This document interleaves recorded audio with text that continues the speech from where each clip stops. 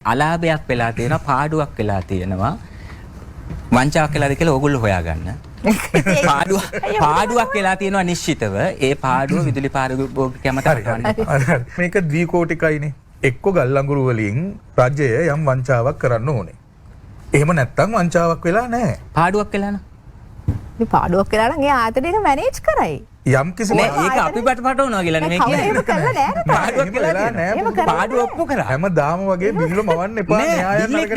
බිල්ලෙක් නෙමෙයි මේ පාඩුව මේ. ඉතින් පාඩුව ආයතන වලට පුදුමත් පාඩු වෙනවා පාඩු අලාභ වෙනවා ඒක ඒක බිලට දාන එක මේක රජයේ විසින් චේතනාන්විතව සිදු කරපු පාඩුවක් කියලා රජයට ඇඟිල්ල දික් කරන්න හදන්න එපා. නෑ ඒක වැරදි. නෑ අසමත්කම හෝ චේතනාන්විතව නෑ මම මේ වෙන්නේ ඔක්කොම. ඇත්තටම පුදුම මහත්තයා මේක වෙන්න පුළුවන් දේවල් දෙකයිනේ. එක්ක වෙලා එක්ක නෑ. අතරමැදි තත්ත්වයන් තියෙන්න බෑ.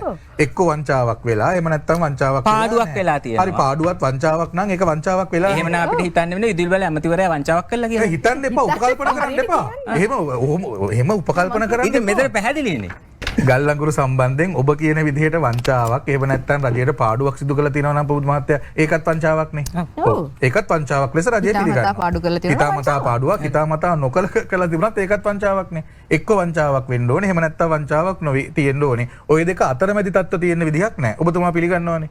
එතකොට රජයේ ලෙස පැහැදිලිව විදුලි බල ඇමතිතුමත් නියෝජ්‍ය ඇමතිතුමත් අපි දෙන්නත් මෙතන කියන්නේ වංචාවක් වෙලා නැහැ ස්ථිරයි. ඒක හිතාමතා කරලත් නැහැ නොහිතා චේතනාවෙන් තොරව සිදු වෙලත් නැහැ. පාඩු වෙලාද නැද්ද කියනක ඔබතුමාට දැන් කියන්න බෑනේ. ආයතනයක අලාභය පාඩුව එහෙම එක මාසෙකින් කියන්න බෑනේ.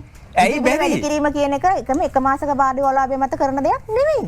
මං කියන මෙතන බිල්ලම වන්න පා කියලා මේක නෑ බිල්ලෙක් නෙමෙයි. පාඩුව කියන්නේ දැන් බිල්ලෙක් නෙමෙයි. දැන් ඩීසල් වලින් ජනනය කරනකොට අමතර පිරිවැයක් යනවා කියලා මෙතුමා කියන්නේ. වෙන මොකක් හරි දෙයකින් ඒක කලමනාකරණය කරනවා. මොකෙන්ද කලමනාකරණය කරන්නේ? කවුරුත් මල්ලිලා ටිපර් වෙන්න මොකුත් අවශ්‍ය කරන්නේ නැහැ. මොකද හේතුව මේවා මීට කලිනුත් වෙලා තියෙනවා.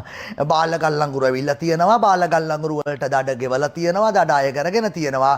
හදිස්සි මිලදී ගැනීම මීට කලිනුත් වෙලා තියෙන නිසා කවුරුත් මොකුත් ප්‍රශ්නයක් කරගන්න ඕනේ.